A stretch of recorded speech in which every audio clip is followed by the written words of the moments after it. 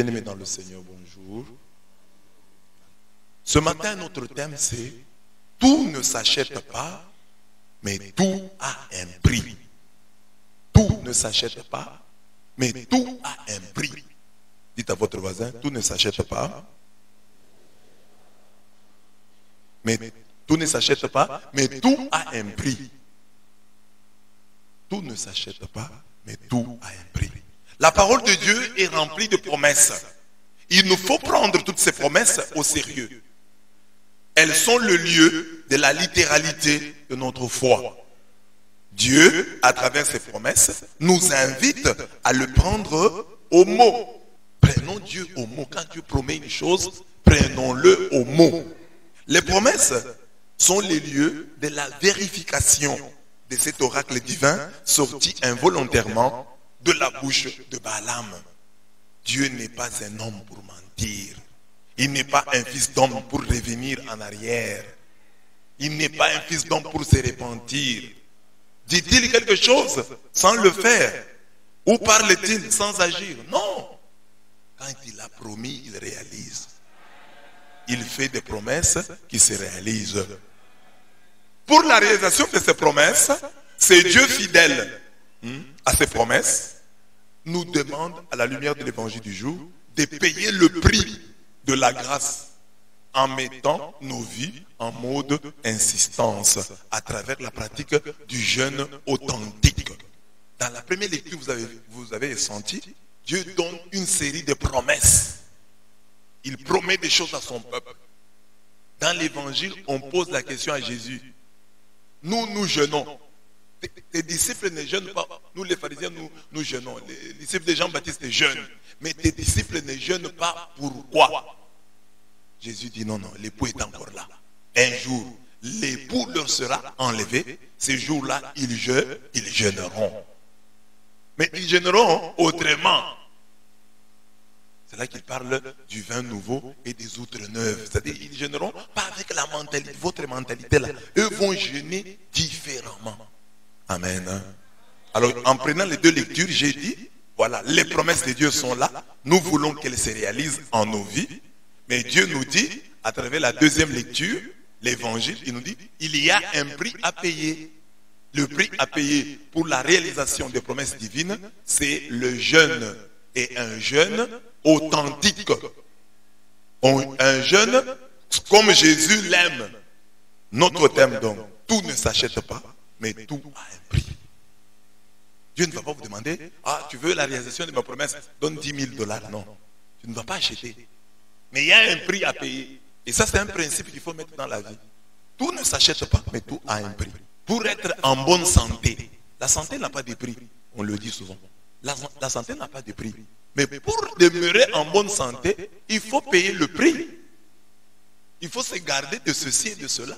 C'est ça le prix à payer. Mais la santé n'a pas de prix. Mais tu payes quand même le prix à travers ton comportement, à travers ton abnégation, tes sacrifices. C'est notre interprétation de ce passage biblique insolite et célèbre. Vous le connaissez, Isaïe 55, 1. Vous tous qui avez soif, venez aux eaux, même celui qui n'a pas d'argent. Venez acheter et manger. Nous comprenons, non, venez acheter, donc il faut avoir de l'argent.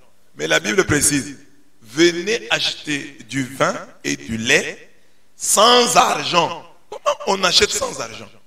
Sans rien payer. Acheter sans argent, c'est connaître, reconnaître la vraie valeur des choses essentielles.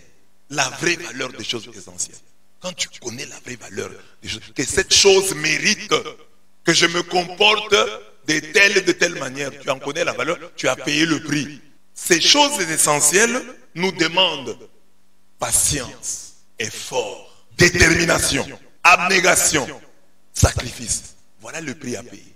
Les choses essentielles te demanderont de la patience. Tu devras attendre pour réussir dans la vie. Tu devras te battre pour réussir. Voilà le prix à payer. Les promesses divines, la même chose. Tu dois attendre. Tu dois être patient. Elles se réaliseront.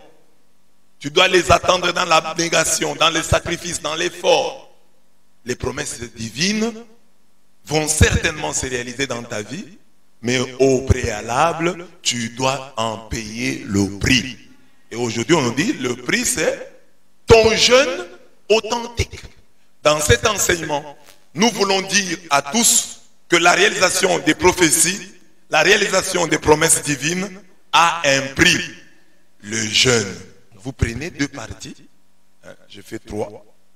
La première partie, je donne un exemple dans les Écritures. Comment nous devons payer le prix. Dans la deuxième partie, je présente les promesses de Dieu qui émergent de la première lecture. Et puis, dans la deuxième partie, je montre le jeûne comme le prix à payer pour la réalisation des promesses divines. Amen. Un exemple tiré des Écritures. Un jour, le prophète Élisée, voyant le roi Joas pleurer son départ, lui dit, va chercher un arc et des flèches. Et il alla chercher un arc et des flèches. Élisée dit au roi, bande l'arc. Il le banda. Élisée mit ses mains sur les mains du roi. Puis il dit, ouvre la fenêtre vers l'Orient. Et il l'ouvrit. Alors Élisée dit, tire. Et il tira. Élisée dit, flèche de victoire pour Yahweh. Flèche de victoire contre Aram. Tu battras Aram à Aphek complètement. Voilà l'essentiel de la prophétie, de la promesse. Tu battras Aram, c'est-à-dire tu battras les Syriens à Aphek complètement. C'est une prophétie, il a dit Amen. Tous les gestes là. Donc bande l'arc, ouvre la fenêtre, tire. Quand il tire la flèche, le prophète lui dit, cette flèche que tu viens de tirer, c'est une flèche de victoire pour Yahweh. C'est une flèche de victoire contre Aram, contre la Syrie. Tu battras les Assyriens, les Syriens, tu les battras à Aphek complètement. Le roi Joach a reçu une promesse, une prophétie. On lui a dit qu'il battra complètement. Mais suivez la suite. Alors que la flèche était déjà partie et que la promesse, la parole prophétique était déjà libérée, l'homme de Dieu poursuivit son cérémonial. Il dit, prends les flèches. Il les prit. Élisée dit au roi, frappe contre terre. Il frappa 3 coups et il s'arrêta. Alors l'homme de Dieu s'irrita contre lui. Il fallait frapper 5 ou 6 coups. Alors tu aurais battu Aram complètement. Maintenant, tu ne le battras que 3 fois. 2 Rois 13, 15 à 19. Mais tu m'as dit qu'avec cette flèche, j'ai gagné. Non, c'est pas fini. Quand on te donne une prophétie, ne va pas dormir. J'ai dit que tu battras Aram à Aphek complètement. Mais il y avait encore une chose à faire. Il fallait maintenant prendre les flèches et les frapper contre terre. Et tu devais frapper 5 ou 6 fois. Toi, tu as fait 3 fois. Donc il fallait plus ou moins faire le double de ce qui t'est demandé. Faire le double de ce que font les hommes en général. De ce que fait le commun des mortels. Il fallait le double, plus ou moins le double. Toi, tu as jeté, tu as frappé contre terre les flèches 3 fois. Non, il fallait 5 ou 6. Ce texte est beau. Il nous invite à prier après la promesse, à prier après la prophétie.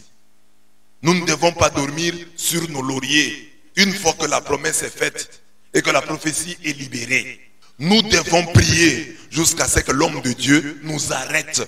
Nous ne devons pas nous arrêter de notre propre chef. Le roi Joach n'a déboursé aucun sou, mais il devait payer le prix pour l'accomplissement complet de cette prophétie.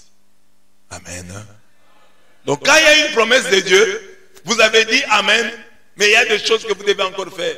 Il faut de la patience, de la persévérance, de l'effort, du sacrifice, de l'abnégation. Ah, j'ai écouté ça, on nous avait dit ça à l'église. Mais comment tu t'es comporté juste après la promesse? Ah, je suis allé dormir sur mes lauriers. Oui, réveille-toi maintenant sur tes lauriers. Quand il y a une promesse, ne la laissez pas passer. Emparez-vous de la promesse. Priez sur elle. Payez le prix. Le vrai, le prix authentique. Payez-le. Donc quand nous venons à l'église ici, tu as entendu une parole. Tu étais content. Tu as dit c'est ma parole. Et tu rentres chez toi. Tu vas dormir. Et deuxième jour, tu laisses cette parole. Troisième jour, tu laisses cette parole. Non. Il faut poursuivre la parole. Tu as entendu une parole. Elle t'a touché. Tu as dit ça c'est ma parole. Ça c'est moi. Ça c'est ma vie. Va prier. Pendant longtemps, prie sur cette parole. Seigneur, tu m'as dit le vendredi. Tu m'as dit le jeudi. Je prie pour l'accomplissement de cette parole. Merci parce qu'elle n'est pas sortie vainement de ta bouche. Elle est sortie pour mon bien. Elle est sortie pour ma libération. Elle est sortie pour ma bénédiction. Je te loue et je te bénis pour cette parole. Hein? Imaginez même si vous avez quelqu'un qui vous a promis quelque chose et que vous revenez sur ça, vous lui dites, il se sentira, j'allais dire dans l'obligation, ou se sentira encouragé, comme je vous disais hier, qu'il faut encourager Dieu. Et comment on encourage Dieu? C'est avec des choses comme ça. Ne découragez pas Dieu, encouragez-le. Quand il vous a donné une promesse, comportez-vous conséquemment. Si déjà Dieu vous a parlé hier, Dieu vous a parlé avant-hier, et ce matin vous avez oublié, et le soir dans votre prière vous avez demandé autre chose, c'est-à-dire vous avez négligé sa prière. Parce que quand quelqu'un vous fait une promesse, vous lui rappelez, papa vous avez dit ça, papa vous avez dit ça. Donc vous le prenez au sérieux. Mais tu as entendu une promesse le dimanche passé, tu as même dit Amen. Et depuis que tu as dit Amen, tu as même oublié. Si on te demande, dimanche là, tu avais dit Amen à quoi? J'ai oublié. J'ai dit beaucoup d'Amen là, en désordre. J'ai même oublié. Mais comment veux-tu que Dieu le réalise dans ta vie? Il faut pas. Tu prennes la promesse au sérieux et qu'elle devienne une chanson. Amen. Toi qui accomplis les promesses, je te supplie. Papa, toi tu avais dit que tes promesses se réaliseront. Je te supplie, Yahweh. Souviens-toi de tes promesses. Souviens-toi de tes promesses. Seigneur, ta parole est remplie de promesses. Quand on dit souviens-toi de tes promesses, ça dit Dieu a fait des promesses auxquelles nous tenons et nous voulons qu'il puisse les réaliser. Les promesses divines dont nous devons payer le prix. Après avoir montré avec Élisée et Joach comment on doit prier sur la promesse, on doit prier sur la prophétie. Maintenant, je donne les promesses de Dieu qui émergent de la première lecture. Les promesses divines dont nous devons payer le prix. Il nous est impossible d'étaler toutes les promesses divines ici. Contentons-nous de citer celles dont parle la première lecture de ce jour. Première promesse, la promesse de restauration. Dieu dit ceci, en ce jour-là, je relèverai la hutte branlante de David. Je réparerai ses brèches, je relèverai ses ruines, je la rebâtirai comme au jour d'autrefois. Je rétablirai mon peuple Israël, ils rebâtiront les villes dévastées et les habiteront.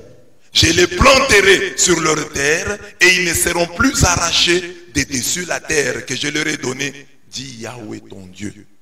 Je relèverai la hutte branlante, je réparerai, je relèverai, je rebâtirai, voyez, je réparerai, je relèverai, je rebâtirai, je rétablirai. Ça c'est pour tous ceux qui ont déjà connu le bonheur, tous ceux qui ont déjà connu la joie. Toi qui dis, ah, j'étais bien à une certaine époque, Dieu te promet une restauration.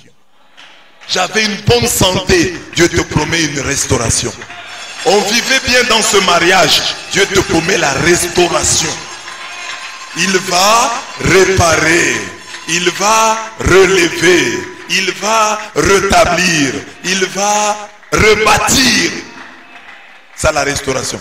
Je les planterai sur leur terre et ne seront plus arrachés de dessus la terre que je leur ai donnée, dit Yahweh, ton Dieu. Amos 9, 11, 14a à 15. Dans ce passage, Dieu promet de relever la hutte branlante, instable, vacillante de David. La maison de David. Dieu dit c'est une hutte qui est déjà branlante, qui est déjà vacillante. Je vais la rendre stable. La hutte vacillante de David, c'est son autorité. qui n'était plus reconnu à travers ses successeurs. David est mort. Alors, les successeurs, ses fils, on ne reconnaît pas leur autorité.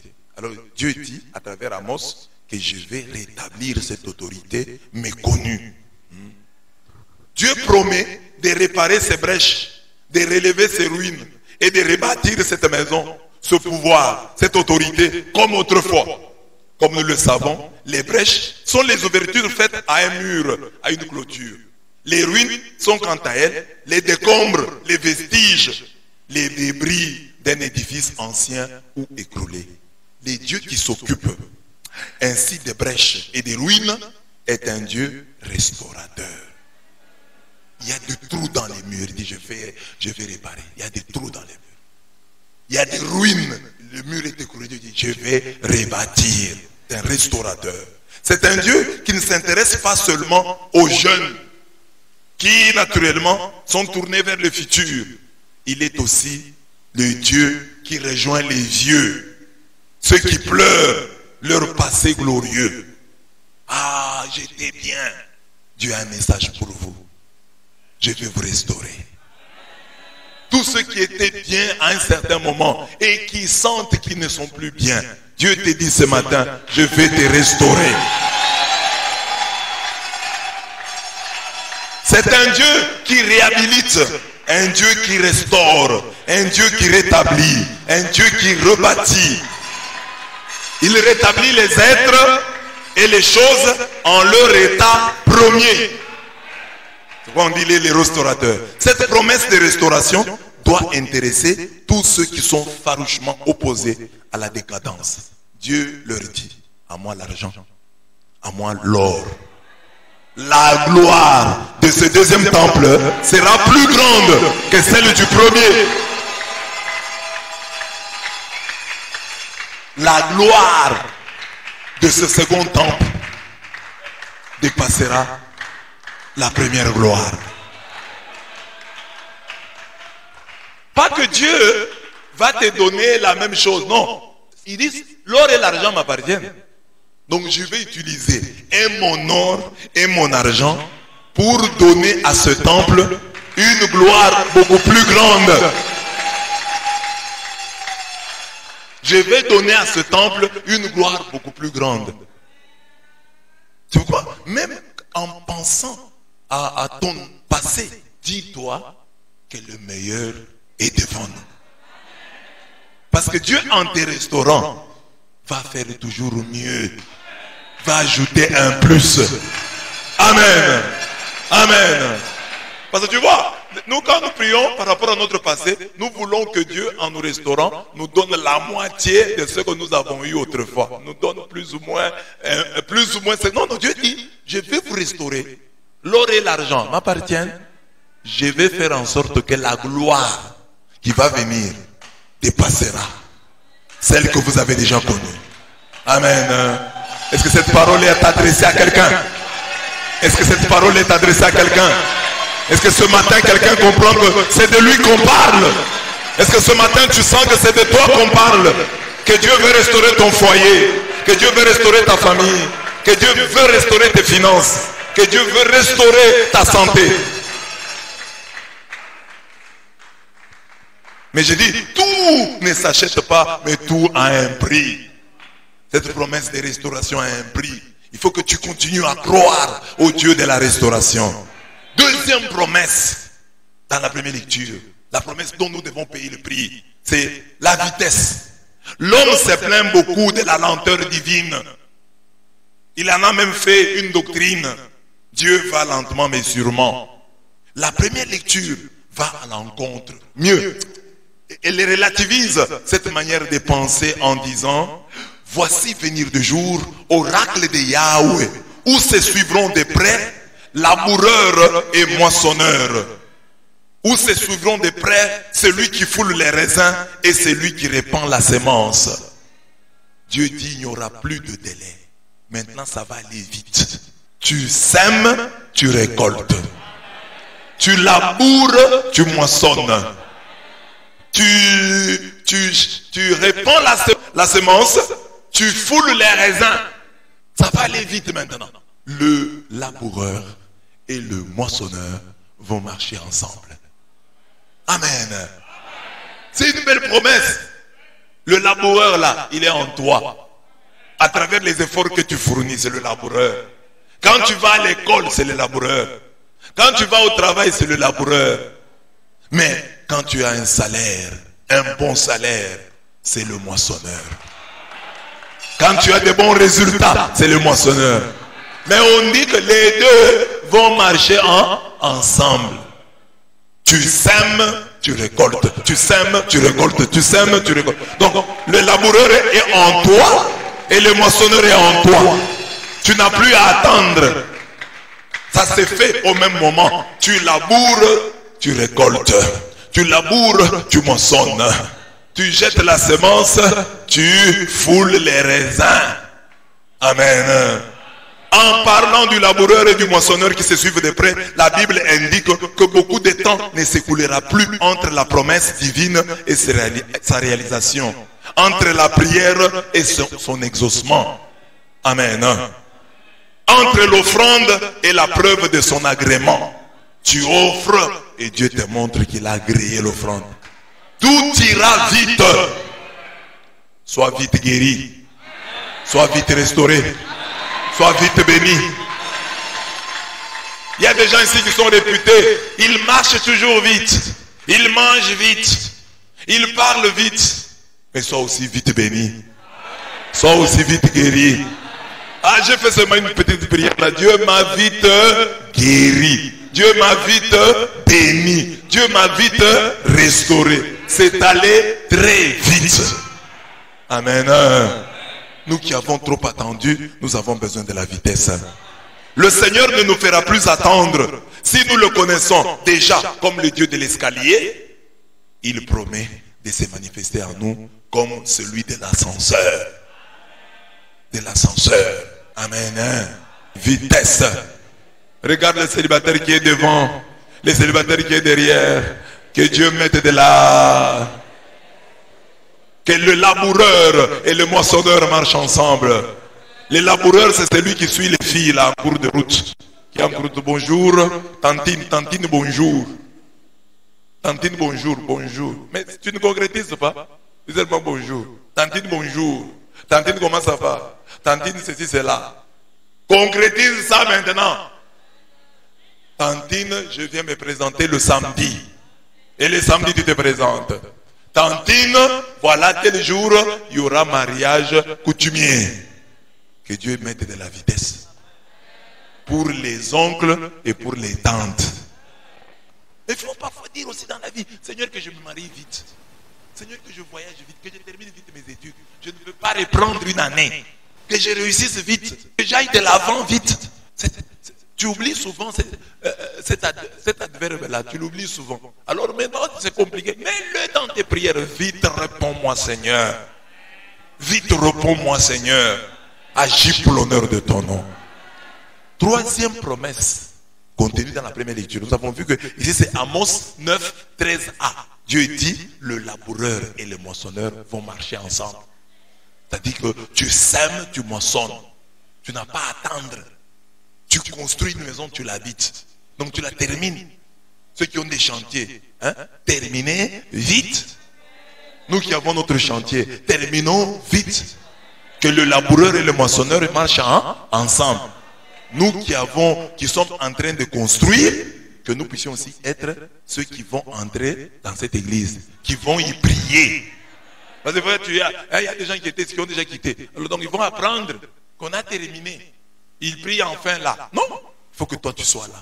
Que ça se fasse vite, que tu sois là. Que tu sois là le jour de l'inauguration. Parce que nous aurons une inauguration telle qu'on n'en a jamais vu en Bujimaï. Amen. Abondance. Troisième promesse. Abondance.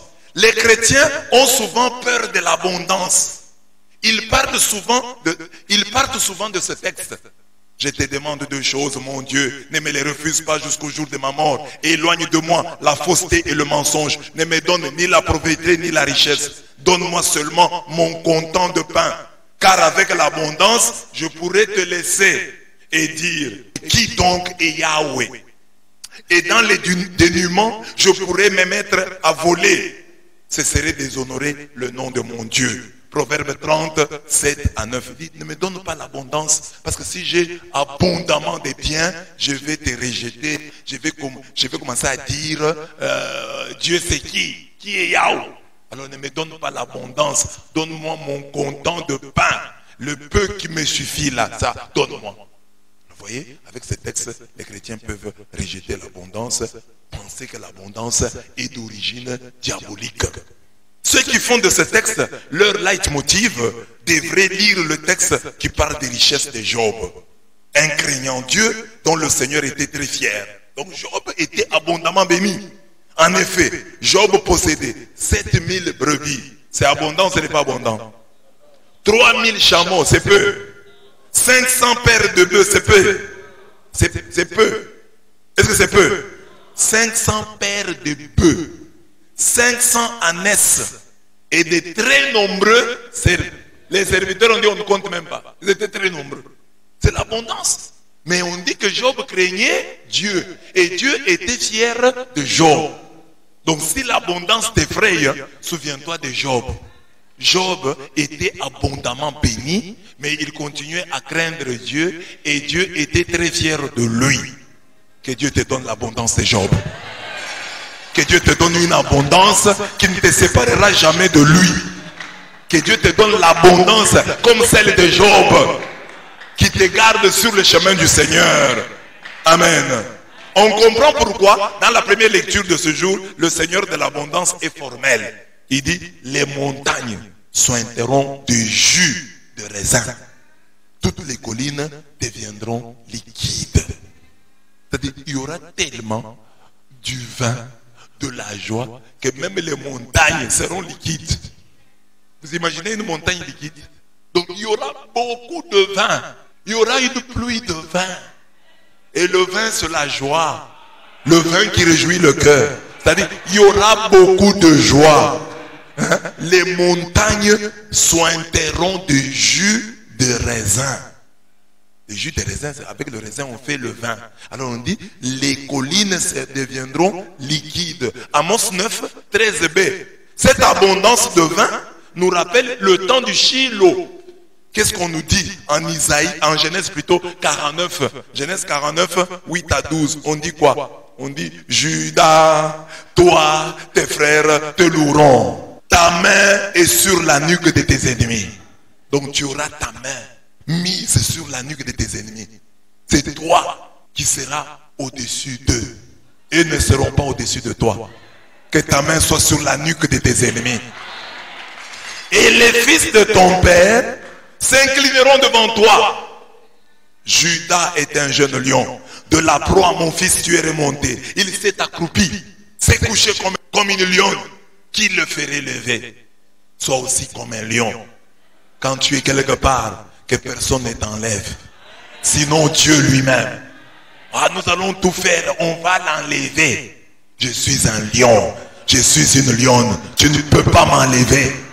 Parce que le texte dit que Judas, le lion de la tribu de Judas, c'est un lion. C'est un lion. Et quand il s'est déjà accroupi, quand il s'est couché quelque part, personne ne vient pour le faire lever. Tu es locataire quelque part, toi le lion. Et parce que tu n'as pas payé, on te chasse. C'est pas bien. Toi comme chrétien, tu dois quitter quand le moment est venu. Papa bailleur, je commence à partir. Pas on te chasse avec tes clics et tes claques. Non. Toi tu es un lion. Tu t'élèves. Et personne ne te fait lever. Tu es un lion, tu es une lionne.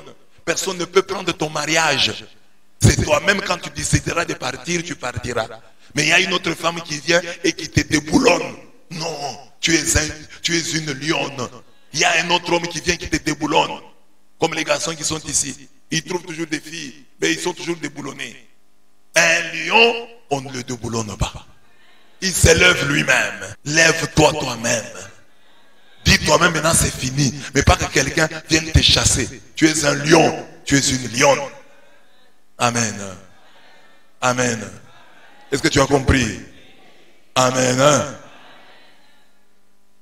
Le sceptre ne s'éloignera pas de Juda, ni le bâton de chef d'entre ses pieds, jusqu'à ce que les tribus lui soient apportées et que le peuple lui obéisse. Alors on dit, c'est ça, jusqu'à ce que vienne le Shiloh. Il lie à la vigne son ânon, au cep le petit de son ânesse. Il lave son vêtement dans le vin. Il y a tellement du vin qu'il l'utilise pour laver ses vêtements. Le Shiloh, c'est le Messie. Le temps du Messie, il y aura abondance de vin. Il utilisera le vin pour laver les habits. Abondance au temps du Shiloh. Beaucoup de vin. C'est-à-dire beaucoup de joie. Il y a des chrétiens ici qui n'ont pas beaucoup de joie. Regarde même son visage. C'est juste quand tu le regardes qu'il veut esquisser un sourire. Il sourit rarement, ce chrétien-là. Quand il sourit, le monde est étonné. Il a souri aujourd'hui. Toujours triste. Demande à ton voisin, comment me connais-tu? Comme un homme, comme une femme, comme une fille, comme un garçon toujours joyeux, toujours joyeuse? Tu me connais comment? Lui est toujours souriant. Lui est toujours joyeux. Hein? Abondance de vin, abondance de joie.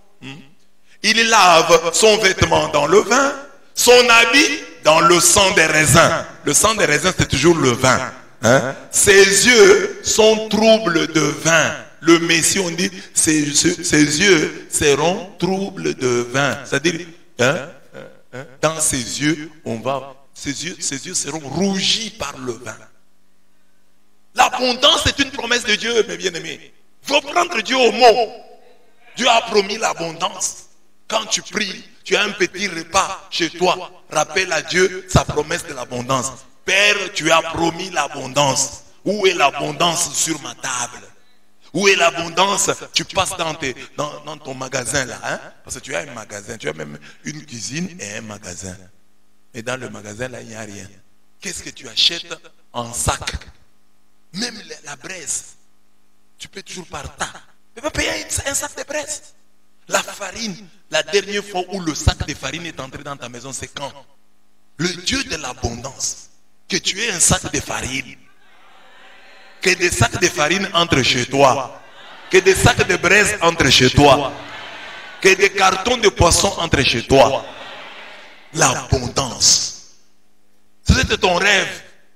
Il faut pas être très content. Quand tu achètes un peu de printemps là, de 3000 francs, et de la farine de 2000 francs. Et tu as quelques feuilles de manioc, et tu es content. Mais on a mangé. Quand l'enfant te parle, tu commences même à le gronder. Vous mangez ici. Parce qu'il y a des parents qui disent souvent à leurs enfants, vous parlez parce que vous mangez. On mange quoi, papa? On mange quoi ici, entre nous, soit dit. Il y a des jours où tu manges, non, aujourd'hui on a mangé.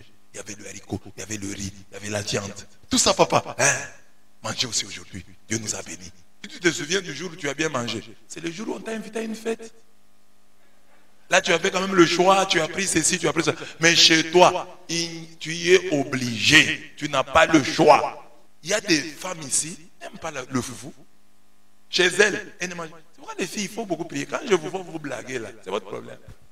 Vous avez des problèmes. Quel homme tu auras? Parce qu'il y a des filles ici qui n'aiment pas le foufou. Elles aiment le riz. Ton mari là, que tu auras, tu vois qu'il sera capable de t'offrir le riz. Déjà, le foufou sera compliqué pour les enfants. J'aime les pommes de terre. Va chercher ça chez ton père. Tout ce qui se mange est mangeable. Et manger est une question de désir. Quatrième et dernière promesse, la longévité. La longévité. On peut vivre la restauration, on peut vivre la vitesse, on peut vivre l'abondance. Mais à quoi peut servir tout cela si l'on connaît une mort très précoce? Tu meurs à 50 ans, tu meurs à 55 ans, tu meurs à 45 ans, tu meurs à 38 ans. Mais tu as connu l'abondance, tu as connu la restauration, tu as connu la vitesse et tu meurs précocement. À quoi ça sert? Voilà pourquoi le Seigneur promet la longévité aux siens en ces termes. Ils cultiveront des jardins et en mangeront les fruits. Je les planterai sur leur terre et ils ne seront plus arrachés de dessus la terre que je leur ai donnée, dit Yahweh ton Dieu. Donc ils vivront longtemps pour pouvoir jouir du fruit de leur travail. Tu as mis au monde des enfants. C'est du travail. Tu les as éduqués. C'est du travail. Maintenant, il faut en manger les fruits. Et la Bible dit, tu dois manger les fruits jusqu'à la 4e génération. Tu dois voir les enfants des enfants de tes enfants. Donc tu ne peux pas seulement avoir l'ambition que mon fils va me payer une maison, va me payer des habits. Il faut avoir l'ambition que mes petits-fils me payeront. Les petits-fils qui me seront donnés par mes petits-fils, par mes petites filles. Au nom de... Et là, tu hypothèques beaucoup de choses. Hein. Ton père risque même de ne pas manger ce que toi tu lui auras donné. Mais maintenant, que dire de tes petits-fils si tu t'es marié à 40 ans?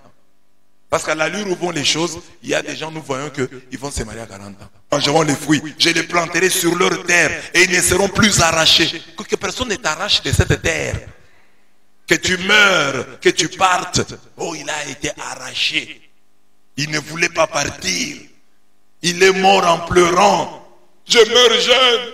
Je laisse mes enfants tout petits. Je laisse un enfant en premier graduat. Ne meurs pas. Ne meurs pas maintenant. Au nom de Jésus. Amos 9, 14 à 15. Cette promesse de longévité se trouve également en Isaïe. Là, plus de nouveau-nés qui ne vivent que quelques jours, ni de vieillards qui n'accomplissent son temps. Le vieillard doit accomplir son temps. Vieillard, tu dois accomplir ton temps. Car le plus jeune mourra à l'âge de 100 ans. C'est à 100 ans que le pécheur sera maudit. Ils bâtiront des maisons et les habiteront. Ils planteront des vignes et en mangeront les fruits. Ils ne bâtiront plus pour qu'un autre habite. Il ne faut pas bâtir pour les autres. Ils ne planteront plus pour qu'un autre mange. Tu plantes, tu vas manger. Car les jours de mon peuple égaleront le jour des arbres. Et mes élus useront ce que leurs mains auront fabriqué. Isaïe 65, 20 à 22. Vis longtemps, c'est une promesse biblique. S'il y a des gens qui aiment la mort, qui acceptent la mort précoce, c'est leur problème. Mais toi, exprime à Dieu ton désir de longévité. S'il refuse, là c'est son problème. Mais au moins toi, tu auras désiré, tu auras voulu, tu auras cherché la grâce de la longévité. Tu l'auras demandé à Dieu. Donne-moi de vivre longtemps. Je ne mourrai pas, je vivrai et j'annoncerai les œuvres du Seigneur. Vis longtemps. Vis longtemps. Dans le plan de Dieu, le croyant meurt de vieillesse et non de maladie, et non d'accident, et non d'empoisonnement, et non d'envoûtement. Que tu partes de ce monde comme Siméon en disant, maintenant je peux partir. Mes yeux ont vu le salut. Mes yeux ont vu la gloire. Je peux maintenant partir. Notons que dans cette promesse de longévité, il y a la volonté divine de nous voir prospérer chez nous. Voyager est une bénédiction. Mais fuir son pays pour échapper à la misère est une malédiction. C'est ça. Chacun de nous a cette responsabilité-là. Tu dois faire en sorte que ta terre soit bonne. Fais-le. Là où tu es. Que ta parcelle soit propre. Que chez toi, là, à partir si Mboujima n'est pas bon au rond-point, que Mboujima soit bon chez toi. S'il ne fait pas bon vivre à Sims, que chez toi, il fasse bon vivre. Arrange ta maison, arrange ton environnement, de façon que celui qui viendra, il ait à partir de chez toi une bonne image de Mboujima.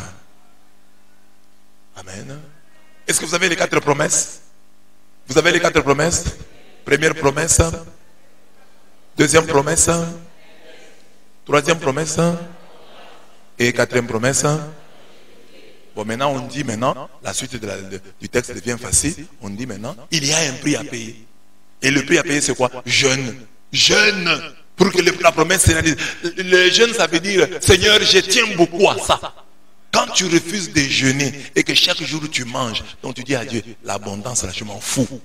La restauration je m'en fous. La vitesse je m'en fous. La longévité je m'en fous. Mais quand tu commences à jeûner, c'est une manière de dire à Dieu, je tiens à cette chose. Aujourd'hui je jeûne, je ne mange pas. Parce que c'est ça. Dans la vie nous jeûnons. Quand tu as un souci, tu n'as plus d'appétit. Alors quand la longévité est un souci pour toi, elle doit te voler l'appétit. Quand l'abondance est un souci pour toi, elle doit te voler l'appétit. Quand la vitesse est un souci pour toi, la vitesse doit te voler l'appétit. Quand la restauration est un souci pour toi, elle doit te voler l'appétit. Mais toi, tu as un appétit à revendre. Tu es un sans souci. Le jeûne, c'est ça. Je tiens tellement à ça que Seigneur, je n'ai même pas d'appétit. Je veux voir ta main. Restaure-moi. Mets de la vitesse. Donne-moi l'abondance. Oh, donne-moi de vivre longuement sur cette terre. Chasse loin de moi toute mort précoce. Alors tu le montres à travers quoi? À travers ton jeûne. Seigneur, j'insiste. Tu m'as promis la longévité. J'insiste, j'y tiens. C'est ça le jeûne. Je tiens. Les jeûnes, ça veut dire, je tiens à cela. Amen. Le mois prochain, nous allons faire tout le mois. Il n'y aura pas de jeûne. Déjà, il y a des gens qui seront contents. C'est vrai, oui. C'était tout ce qu'on attendait. Donc tu jeûnes sans comprendre pourquoi. Les jeûnes, c'est la prière en mode insistance. Je veux insister, papa. Le jeûne, c'est le prix à payer. Dieu t'étonne. Il dit, avec tous les problèmes que tu as ici, tu as beaucoup d'appétit comme ça. Dieu est étonné.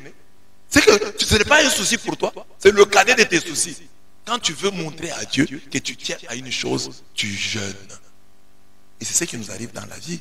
Il y a des jours où tu travailles tellement que tu oublies même de manger. Tu oublies. Non, je n'ai pas mangé. Ça t'est déjà arrivé. Un jour, tu es tellement plongé dans ton travail que tu oublies même de manger. Tu arrives la nuit, et j'ai mangé. Il y a des jours où tu es fatigué, tu n'as pas envie de manger. Il y a des jours où tu es malade, tu n'as pas envie de manger. Mais alors, le jeûne, c'est ça. J'ai tellement envie d'avoir ça, Seigneur, que je n'ai pas d'appétit. Donne-moi d'abord ça. Il y a des jours où tu viens à la maison, tu te présentes le repas. Non, non, je ne mange pas d'abord. Il faut que je fasse d'abord ceci. Quand tu as terminé là, alors tu vas manger. Amen, amen. Amen, amen. Paye le prix pour aller de l'avant. Jeûne. Et il y a des gens qui ont des témoignages. J'ai fait 3 jours de jeûne. J'ai fait 4 jours de jeûne. Il y a des gens, 4 jours ne suffisent pas. Avec le combat que tu as, 4 jours de jeûne ne suffisent pas. 7 jours ne suffisent pas. Il y a des gens, il faut que tu fasses 21 jours. Il y a des fois dans la vie, tu dis, maintenant, avec tous les problèmes que j'ai, je dois faire 21 jours. Et tu fais 21 jours de jeûne strict. Et après les 21 jours, ta vie change. Il y a des gens, il faut un mois, 30 jours de jeûne. Au bout de ces 30 jours, ta vie change. Mais tu verras toujours des gens paresseux. Et tu vas dire, ah, c'est rien. Ah, ça va. Et il te donne des exemples. Il dit, voilà, tel est devenu grand, il avait jeûné. Tel n'est pas toi. Si tel n'a pas jeûné, mais est devenu grand, tu ne sais pas ce qu'il a fait. Mais toi, le passage obligé, c'est le jeûne. Chers jeunes, jeûnez. Vous avez encore l'avenir devant vous. Vous êtes jeune, tu aimes trop manger. Tu manges trop. Et tu ne manges même pas des choses importantes. C'est même pas intéressant ce que tu manges. Beaucoup de papas ici ont des problèmes. Parce que dans leur jeunesse, ils n'ont jamais jeûné. Jésus dit, cette espèce de démon ne se chasse que par la prière et le jeûne. Il faut prendre Jésus au mot. Jésus ne blague pas. Il y a des combats qu'on ne gagne qu'après un jeûne strict, un jeûne sérieux. Ah, j'ai déjà jeûné. Le vendredi, quand tu jeûnes là, c'est obligatoire. C'est ça qui montre que les gens sont contents. Lorsqu'on dit vendredi, il n'y a pas de jeûne, ils sont contents. Merci, mais c'est la vie. Chaque fois qu'on est jeudi soir, il est déjà triste. Demain encore vendredi. C'est l'unique chose qui fait que tu n'aimes pas la paroisse. Les gens de Bonzola, ils mangent. Ils sont aussi des catholiques comme nous, mais comment ils mangent? Ce jour-là, tu as envie d'être de Bonzola. Chaque vendredi, tu as envie d'être de Bonzola, de Sainte Ursule, de Sainte Marie. Mais ils sont aussi des catholiques comme nous, mais ils mangent. Seulement nous, on a fait quoi? Demande à ton voisin qu'on garde les jeunes ou qu'on les supprime. Vous les jeunes, si on supprime ça, vous perdez quoi? Hein, Christelle? Si on dit il n'y a plus de jeunes vendredi, c'est bon, non? Comme tu le fais déjà, quand tu as un dossier, hein, il te préoccupe tellement que tu n'as pas d'appétit. Tu en oublies même de manger. Amen. Le prix à payer pour l'accomplissement des promesses. D'abord, il faut jeûner d'abord. Alors, il faut, à la fin, j'ai dit, il faut jeûner autrement. Il faut d'abord commencer par jeûner d'abord. Et jeûne, c'est privation de nourriture, privation d'eau, ou d'eau et de nourriture. de nourriture et d'eau. Ou privation de l'une des deux. Ou soit tu te prives de nourriture ou tu te prives d'eau. Ce sont des formes de jeûne. Il ne faut pas dire déjà, oh les jeûnes, ce n'est pas seulement ne pas manger. Non, non. Les jeûnes, c'est d'abord ça. Privation alimentaire. Je prêche ça aux catholiques. Souvent les catholiques, quand vous allez dans les églises, c'est ça qu'on vous dit. Voilà, le jeûner, ce n'est pas seulement ne pas manger. Non. Commençons par là. Les jeûnes, c'est d'abord privation alimentaire. Les lieux où tu montres à Dieu, où tu montres aux forces des ténèbres que tu tiens à sortir de ta situation, que tu tiens à avoir cette grâce-là. Tu le montres à travers ta détermination à jeûner. Tu peux grandir comme ça dans l'église, tu termines ta carrière. Tu n'as jamais jeûné strictement toi-même de ta propre initiative. Je promets toujours de faire ici un jeûne de 12 jours à l'église. Mais vous me combattez, vous priez pour que ça n'arrive pas. Mais j'avais déjà dit qu'on va faire 12 jours de jeûne. À sec et à l'église. Regarde comment la maman me regarde.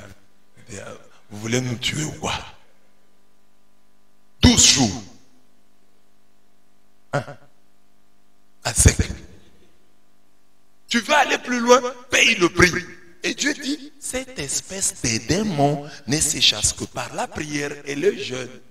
La prière tu fais, oui, mais il manque le jeûne. Et je vous ai déjà prêché ici, j'ai dit, la prière existe. Mais la prière a deux ailes. Une aile s'appelle l'aumône, l'autre aile s'appelle le jeûne.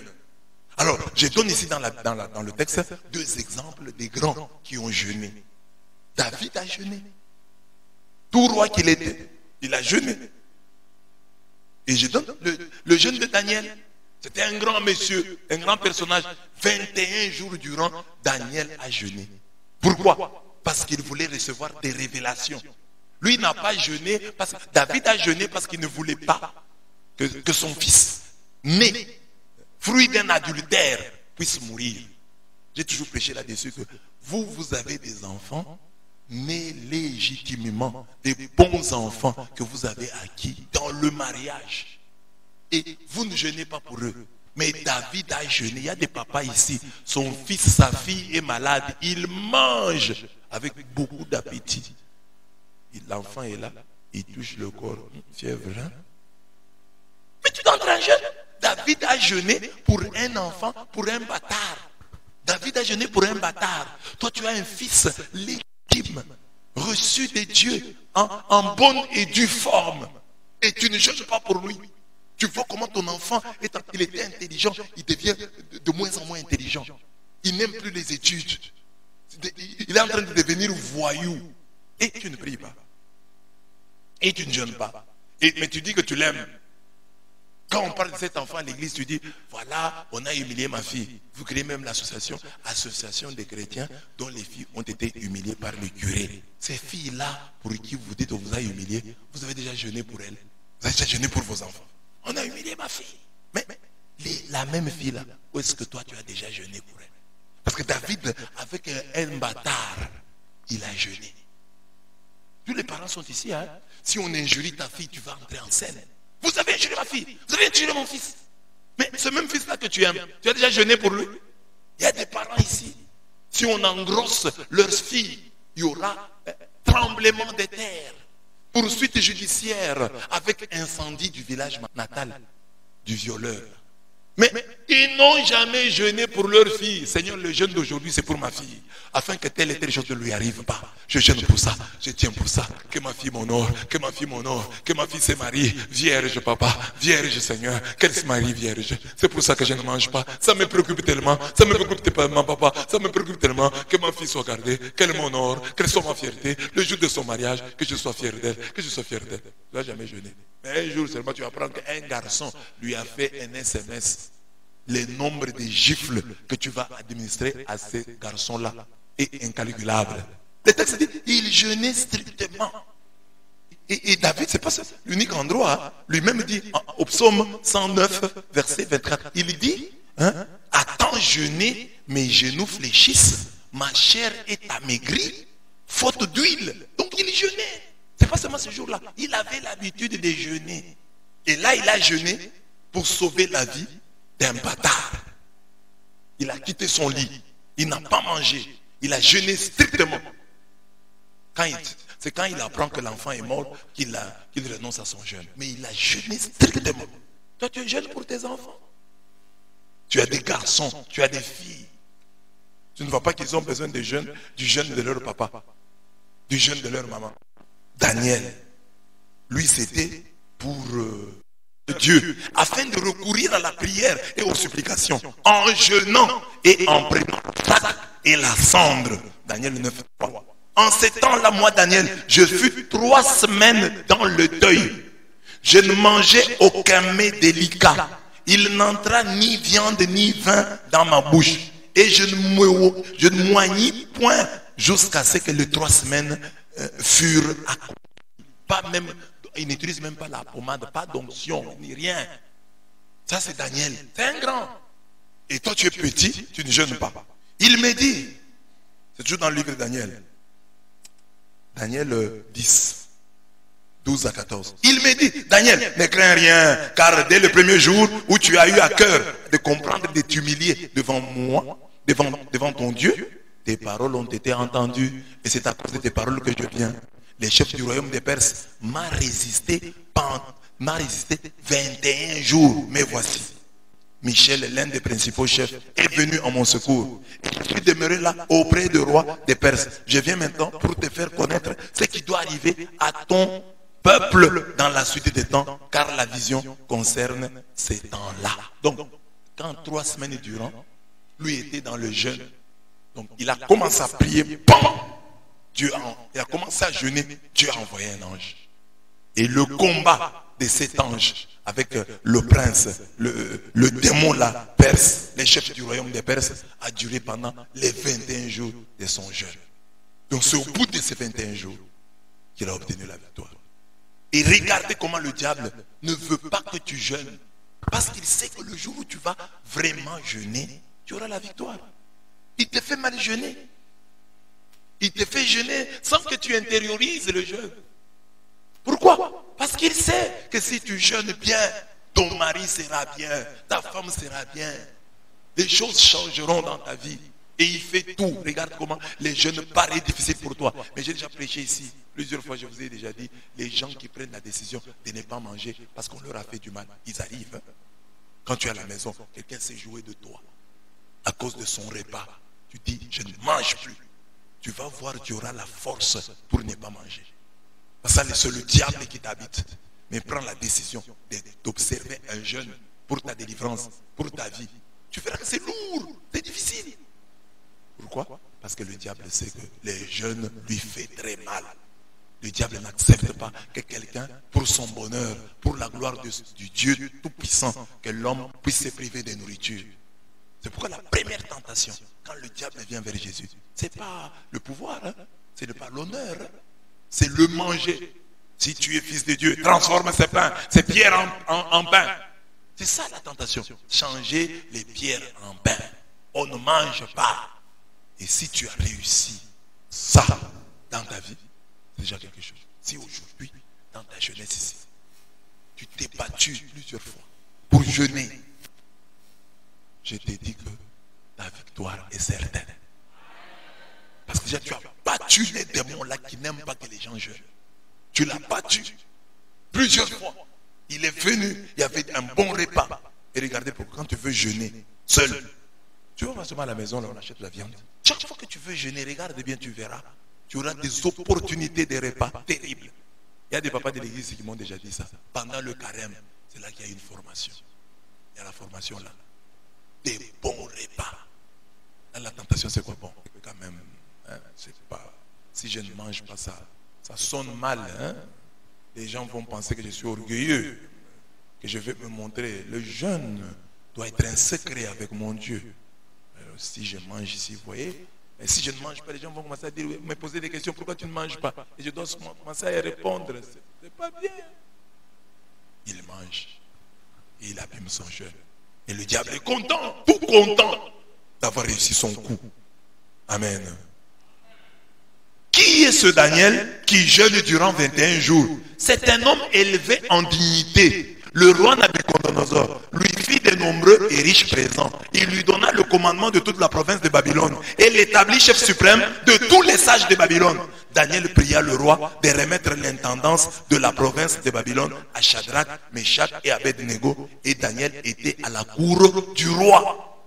Daniel 2, 48 à 49. On voit en Daniel 9, Daniel qui jeûne. On voit en Daniel 10, Daniel qui jeûne.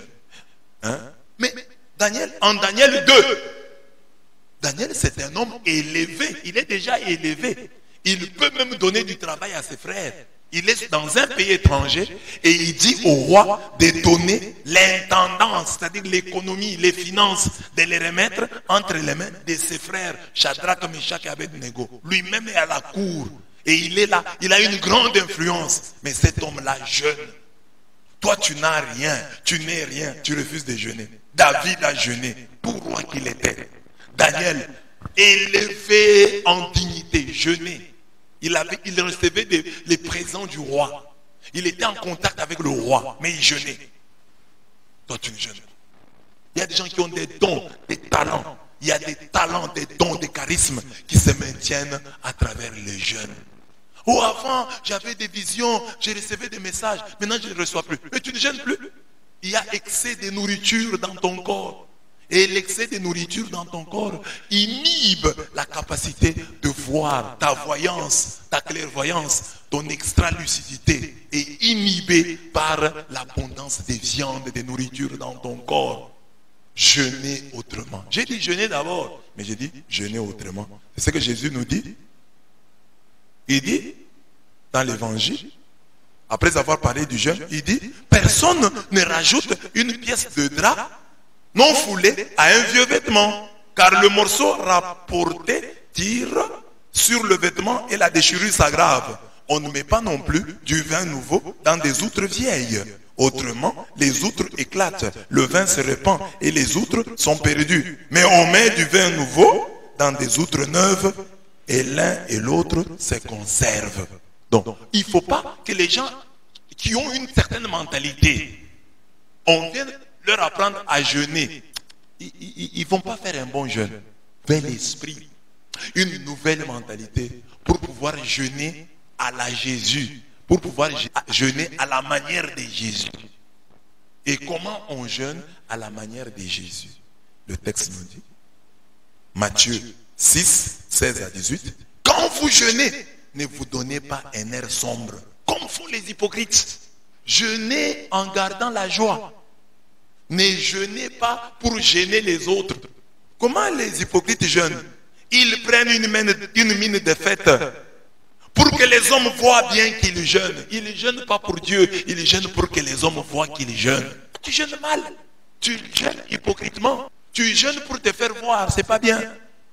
En vérité, je vous le dis, ils tiennent déjà leur récompense. Pour toi, quand tu jeûnes, parfume ta tête et lave ton visage, pour que ton jeûne soit connu, non des hommes, mais de ton Père qui est là dans le secret, et ton Père qui voit dans le secret te le rendra. Il y a le jeûne du vendredi, il est public, nous jeûnons tous, mais à part celui du vendredi, que tu dois bien faire, tu dois avoir un autre jour de jeûne. Tu dois avoir 3 autres jours de jeûne. Tu dis voilà, maintenant, chaque mois, au début du mois, je consacre chaque mois avec 3 jours de jeûne. Vu le combat que j'ai, je dois le faire. Ça dépend. Si toi tu n'as pas de combat, ne fais pas ce que je te dis. Mais si tu vois que tu as des combats, alors dis-toi, non, il faut que je fasse ça. Il faut que je jeûne chaque mois, que j'ai un tridome, vu le combat que j'ai. Il y a des gens ici qui seraient loin, qui auraient fait d'autres affaires, qui seraient allés très loin, qui auraient eu des promotions. Mais ils ne les ont pas. Pourquoi? Par manque de jeûne dans leur vie spirituelle. Ils jeûnent moins. Et même le jour, parce que quelqu'un peut mener toute une vie de jeûne. C'est-à-dire quoi? Une vie faite de privations, de discipline. C'est ce que j'ai dit à la fin. Les jeûnes, en fait, c'est quoi? La discipline, simplement. Je ne mange pas n'importe quoi. Je sais que je suis en guerre. Je ne peux pas manger n'importe où. Vous savez, je suis allé prêcher à Saint-Léonard. Le curé de là, il me dit, de toutes les façons, je vois que tu n'as pas envie de manger ici. Et c'est vrai. Parce que chaque fois que j'ai terminé, j'étais pressé pour partir. Je pars. Mais il y a des gens, quand ils vont par exemple prêcher quelque part, ils montrent tout ce qu'ils veulent manger. Vous n'avez rien là-bas. Il faut avoir un peu de pain. Discipline. Je ne mange pas n'importe quoi, n'importe où, n'importe comment. Je suis discipliné. Je ne mange pas. Parce que beaucoup de gens sont envoûtés par les aliments, par la nourriture. Comme on sait que tu aimes la viande, on peut t'envoûter par là. Et souvent, les viandes que nous prenons dans les bars, dans les débits de boissons, nous ne prions pas sur. Parce que nous prions. Tout est purifié par la parole de Dieu et par l'action de grâce. Mais par la prière. Alors, maintenant, toi, tu vas dans un ngan. On te donne la bière. Combien de papas prient sur la bière qu'ils prennent dans les débits de boissons? Combien de papas, de mamans prient sur la viande qui leur est servie dans les débits de boissons? Là, tu manges, tu pries seulement chez toi pour donner une leçon à tes enfants. On prie d'abord.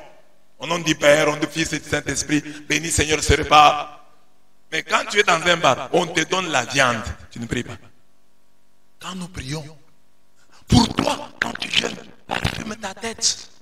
Lave ton visage pour que ton jeûne soit connu, non des hommes, mais de ton Père qui est là dans le secret. Et ton Père qui voit dans le secret te le rendra. Si nous voulons que les promesses de Dieu se réalisent en nos vies, mettons nos prières en mode d'assistance, en jeûnant d'abord et en jeûnant autrement. Jeûner autrement, ce n'est pas seulement se priver de nourriture et de boissons, c'est vivre en disciple discipliné. Le jeûne nous invite à être des hommes disciplinés. Pas seulement que les vendredis, je ne mange pas. Oui, tu ne manges pas les vendredis. Oh, je mange à 18h, très bien.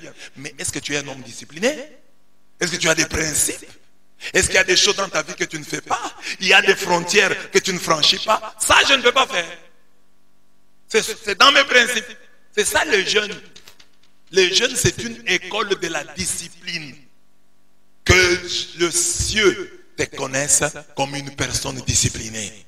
Et que l'enfer te connaisse aussi pour ta discipline. Celui-là, il ne mange pas n'importe quoi, il ne fait pas n'importe quoi. Ça, il ne va pas faire. Ça, il ne va pas dire. Là, il ne va pas partir. C'est un homme discipliné. Amen. Amen. Ici, la joie de la stérile Anne fut un véritable jeûne. Parfumez-vous. Ne montrez pas aux gens que vous jeûnez. Alors, Anne a fait des années sans enfant. Elle ne faisait que pleurer. Lorsqu'elle va à l'église, le prêtre lui dit, Dieu a exaucé ta prière, va en paix. Que Dieu accomplisse ce que tu lui as demandé. La Bible dit, et cette femme, lisons ensemble, et cette femme s'en alla. Elle mangea. Et son visage ne fut plus le même. Elle qui était triste, elle a jeûné autrement.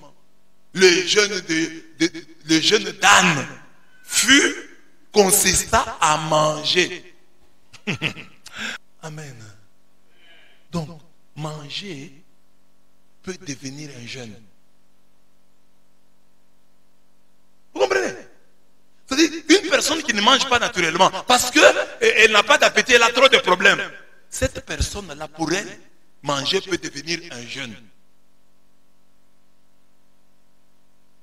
Parce que les jeûnes te demandent un effort. Si quelqu'un habituellement n'a pas d'appétit, un petit rien lui vole l'appétit. Mais même quand il jeûne, ça n'a pas de valeur. Mais Anne pleurait parce qu'elle n'avait pas d'enfant. Elle pleurait, elle n'avait pas d'appétit. Mais elle va à l'église. On lui dit, Dieu a exaucé ta prière. Et elle change d'attitude. Elle commence à manger. Son visage n'est plus le même.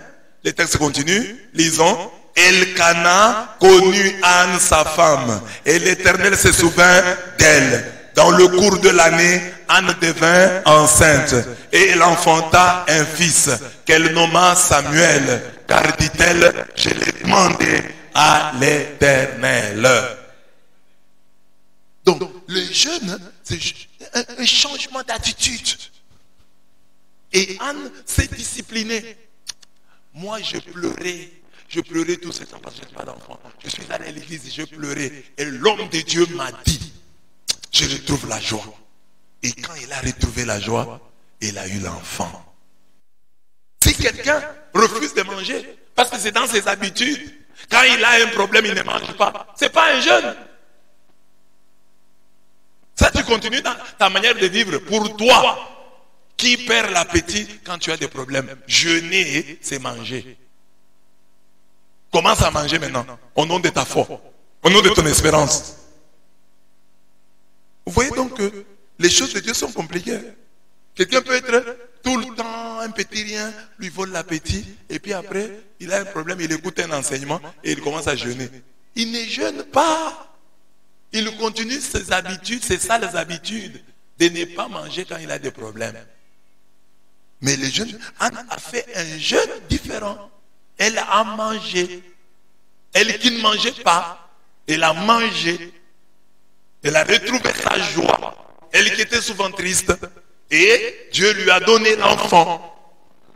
Amen.